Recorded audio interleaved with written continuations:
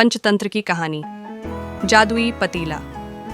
सालों पहले पीतल नगर में किशन नाम का एक किसान रहता था। वह गांव के एक जमींदार के खेत पर काम करके किसी तरह अपना घर चला रहा था।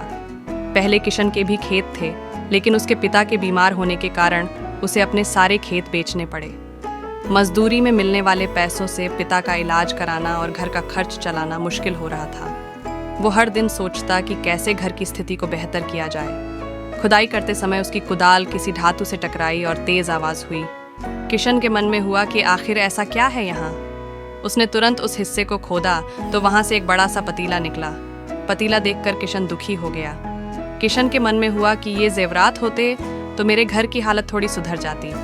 फिर किशन ने सोचा कि चलो अब खाना ही खा लेता हूँ। किशन ने खाना खाने के लिए अपने हाथ की कुदाल उस पतीले में फेंक दी और हाथ मुंह धोकर खाना खाने लगा।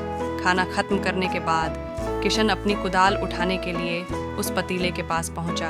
वहां पहुंचते ही किशन हैरान हो गया। उस पतीले के अंदर एक नहीं बल्कि बहुत सारे कुदाल थे। उसे कुछ समझ नहीं आया। तभी उसने अपने पास रखी एक टोकरी को भी उस पतीले में फेंक दिया। वो एक टोकरी भी पतीले के अंदर जाते ही बहुत सारी हो गई। ये सब देखकर किशन खुश हो गया और उस जादुई पतीले को अपने साथ घर लेकर चला आया।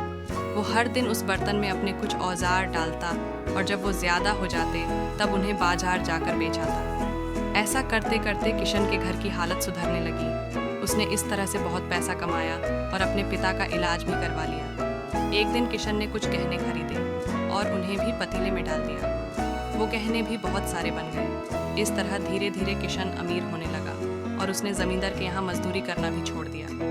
किशन को अमीर होते देख जमींदार मोहन को किशन पर शक हुआ। वो सीधे किशन के घर पहुंचा।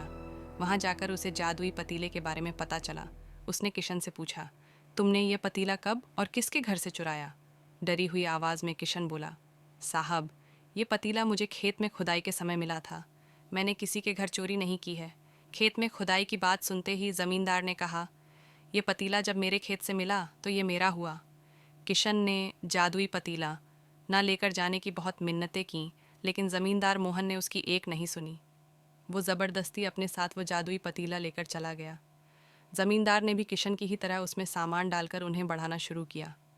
एक दिन ज़मींदार ने अपने घर में मौजूद सारे गहने एक एक करके उस पतीले में डाल दिए और रातों रात बहुत अमीर हो गया। एकदम से ज़मींदार के अमीर होने की खबर पीतल नगर के राजा तक पहुंच गई। पता लगाने पर राजा को भी जादुई पतीले की जानकारी मिली। फिर क्या था, राजा ने तुरंत अपने लोगों को भेजकर जमींदार के यहाँ से वो पतीला राजमहल मंगवा लिया। राजमहल में उस जादुई पतीले के पहुंचते ही राजा ने अपने आसपास मौजूद सामान को उसमें डालना शुरू दिया। सामान को बढ़ता देखकर राजा दंग रह गया। होते होते आखिर में राजा खुद उस पतीले के अंदर चला गया। देखते ही देखते उस पतीले से बहुत सारे राजा निकल आए। पतीले से निकला हर राजा बोलता, मैं पीतल नगर का असली राजा हूँ, तुम्हें तो इस जादुई पतीले ने बनाया है। ऐसा होते होते सारे राजा आपस में लड़ने लगे और लड़कर मर गए। लड़ाई के दौरान वो जादुई पतीला भी टूट गया। जादुई पतीले के कारण राजमहल में हुई इस भयानक लड़ाई के बारे में नगर में सबको पता चल गया।